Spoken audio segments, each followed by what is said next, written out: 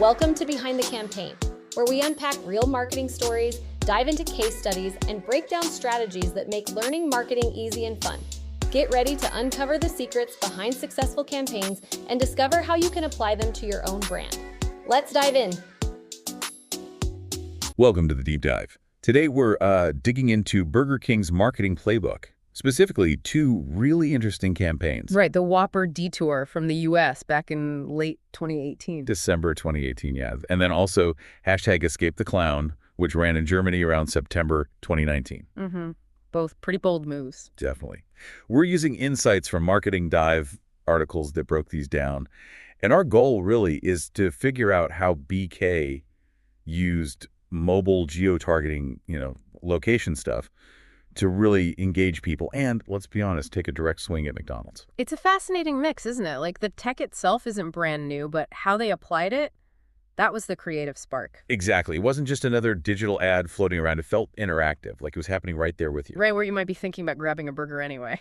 Clever. Okay, let's jump into Whopper Detour first. U.S., December 2018. The core concept was, well, pretty audacious. They basically put up virtual fences, geofences around tons of McDonald's locations. Like most of them, right.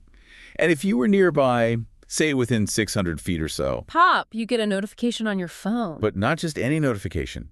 This was the hook. An offer for a Whopper for just 1 cent. 1 single cent. That's basically free, but you couldn't just walk in and get it. No, that was the clever part. You had to use the Burger King app, which they'd just redesigned. Right. So notification comes in, you see the offer, you place the order right there in the BK app. While you're still technically near the McDonald's. Exactly. And then the app would actually guide you, give you directions to the closest Burger King to go pick it up. So it's this whole journey triggered by being near their biggest competitor.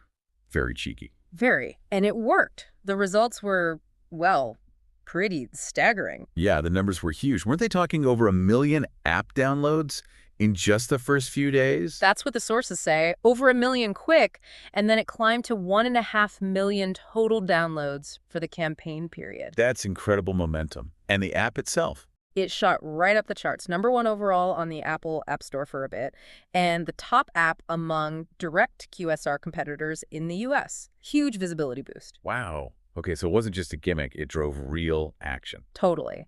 And there was a quote from Will Crocker at Braze. They're a customer engagement platform involved in the tech side. Right. What did he say? He made a great point. He said the success wasn't just the creative idea, like the 1 cent Whopper. It was that they matched it perfectly with really solid technology execution. Made it seamless. Exactly. He talked about creating multiple touches. You interacted digitally through the app notification and ordering. And then physically by actually going to a Burger King. Precisely. It wasn't just one thing. It connected the digital prompt to a real-world action. That's a good point. Yeah. He contrasted it with Wendy's Twitter presence. Right. Which is hugely successful, but different. Yeah, Wendy's on Twitter is brilliant, gets tons of buzz, but it mostly lives on Twitter. It doesn't usually, physically pull you somewhere else. Whereas Whopper Detour was explicitly designed to make you change your physical path, to literally take a detour. Which brings us to that term, geoconquesting. Right. Using GPS, setting up those virtual boundaries around your competitors' locations. To target their customers when, burgers are probably on their mind. It's about grabbing attention and hopefully making your brand memorable right at that point of decision. Super direct. Super direct. And it actively inserts the brand into your day, using the tech to guide you through the whole thing. It wasn't passive. Yeah, Crocker mentioned that seamlessness too. The tech had to work flawlessly, right? If the app crashed or the directions were wrong. The whole thing falls apart, the user gets frustrated, and the clever idea is wasted. But here, it seems they nailed the execution. Okay, so that was the U.S. Now let's skip ahead, 10 months or so, to Germany, September 2019. The #Escape the Clown campaign, similar core tactic, different flavor. Still using mobile location data, targeting McDonald's customers. Yep. But this time, they tied it into something cultural happening right then. Movie Chapter 2, right, with the scary clown. Exactly. So Burger King Germany played on that. They told people near McDonald's to, quote, escape the clown. A pretty obvious poke at Ronald McDonald. Okay, subtle. Not very. And then head to Burger King to get a coupon or a deal. So same basic mechanic, use location, target competitor, offer incentive.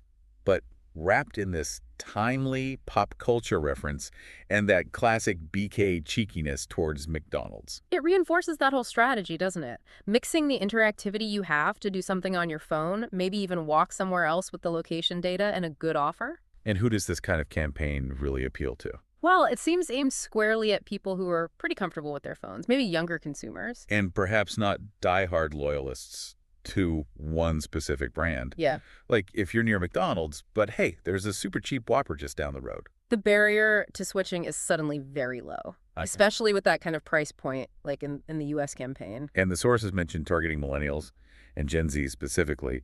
There was that Y-Pulse study. Oh yeah, the 88% number, saying that a huge chunk of those younger groups actually want mobile marketing that relates to where they are and what they're doing. So it's not just BK pushing something unwanted. It's meeting an expectation almost, using location relevance. It totally makes sense for those demographics. Their phone is central, so reaching them there with something location-aware is smart. And it fits into the bigger picture of how fast food places, QSRs, are competing now, right?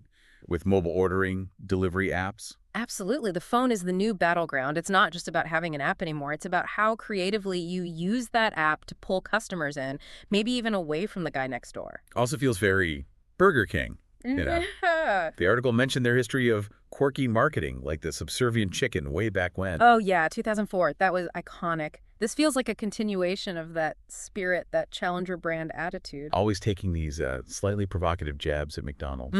It's part of their brand DNA, almost. And this tech just gives them a new, really effective way to do it. It really shows how mobile tech GPS, geofencing, maybe even AR in some cases, though not detailed here for the German one. How it allows brands to cut through the usual advertising noise. Instead of just a billboard everyone sees, it's like a personal tap on the shoulder at just the right moment. Because it's tailored to your location, your context right then. It feels more relevant, more personal, even if it's a mass campaign.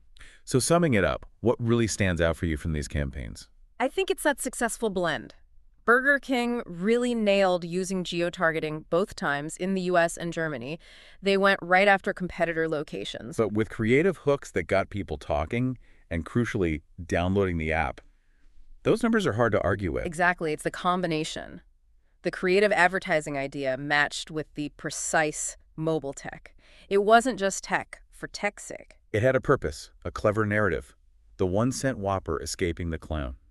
They made it memorable and interactive. Way more engaging than just seeing a standard ad. And it really highlights how important it is now to understand those younger, mobile-centric consumers. They expect relevance, they respond to cleverness. And maybe they even enjoy a bit of that brand rivalry played out in fun ways.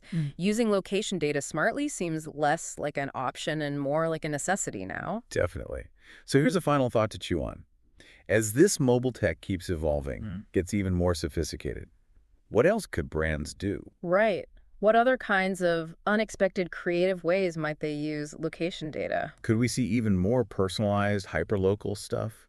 Things that challenge competitors in totally new ways, or create experiences we haven't even thought of yet? It's a really interesting space to watch, for sure. What happens next? Definitely something to keep an eye on. Thanks for taking this deep dive with us today. Thanks for tuning in to Behind the Campaign. We hope you enjoyed this story and took away some valuable marketing insights. Don't forget to subscribe, leave a review, and share this with a fellow marketer. Until next time,